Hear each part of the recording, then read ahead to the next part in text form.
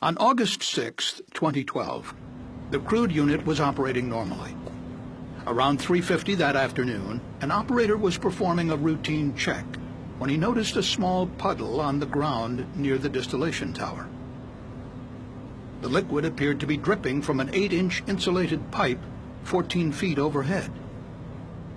The leaking pipe was a section of the tower's number 4 side cut line, which operated at a temperature of 640 degrees Fahrenheit and contained light gas oil, a combustible liquid similar to diesel fuel. Chevron inspectors knew that over the years, the walls of the number 4 side cut had thinned due to corrosion, but they did not realize how close this particular segment was to failure. There was no shutoff valve between the pipe and the distillation tower, and no way to isolate the leak. The head operator was called to the scene. Although he believed the situation was serious, he did not believe the small leak warranted immediately shutting down the unit and stopping production. Following Chevron's standard practice for responding to hazardous leaks, refinery firefighters were sent to the scene.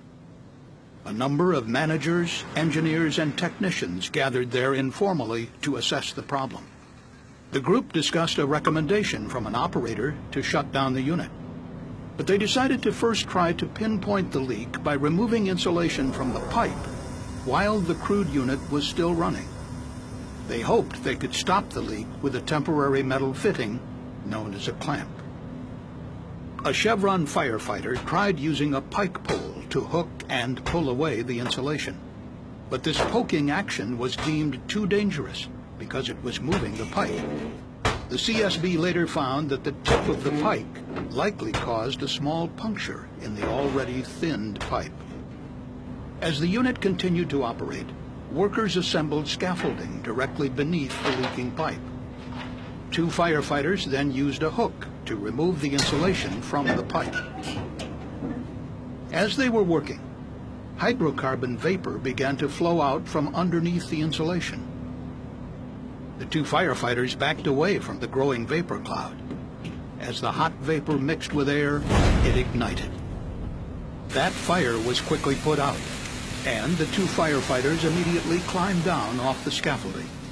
But the exact location of the leak was still obscured by the remaining insulation and firefighting water.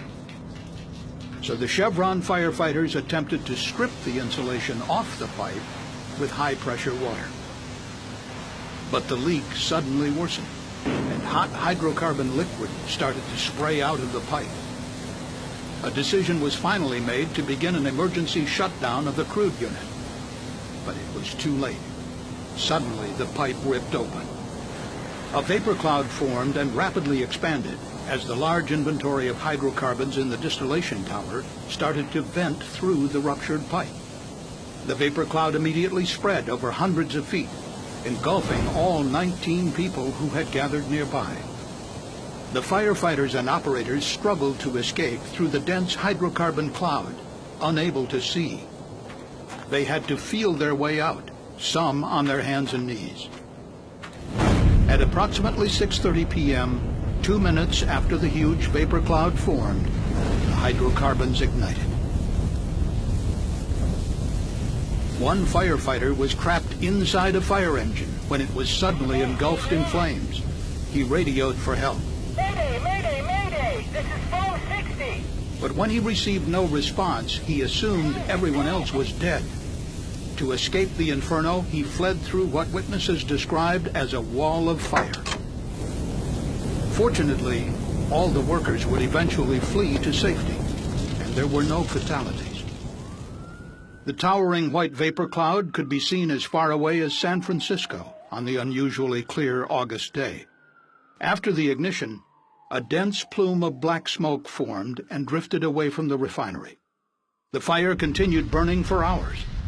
Over the succeeding days, more than 15,000 people sought medical treatment at nearby hospitals for breathing problems and other symptoms.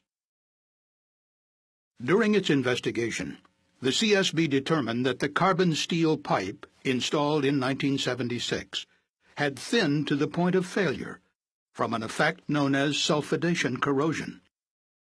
Carbon steel piping is particularly susceptible to this type of corrosion, which occurs over time when the steel is exposed to sulfur-containing hydrocarbons at high temperatures. Steel piping that happens to be low in the element silicon corrodes especially quickly. The CSB learned that sulfidation corrosion had caused a major failure at Chevron's refinery in Salt Lake City, Utah, in 2002. Chevron then performed an enhanced inspection of the No. 4 side-cut pipe at the Richmond refinery. It revealed accelerated thinning in the piping section that would ultimately fail in 2012.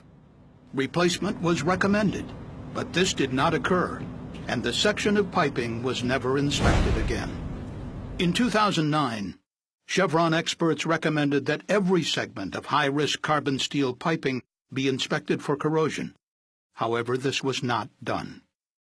During a maintenance turnaround of the crude unit in 2011, Chevron inspectors examined some, but not all, locations along the No. 4 side cut and found significant thinning.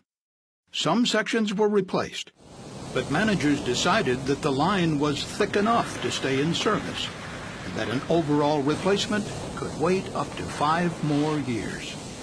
According to CSB investigators, a key lesson is that each and every segment of the piping should have been inspected. Most importantly, the pipe should have been replaced much earlier with an inherently safer corrosion-resistant alloy. The CSB also concluded that had the crude unit been shut down when the leak was first noticed, the massive fire likely would not have occurred. The 19 workers would never have been endangered, and the community would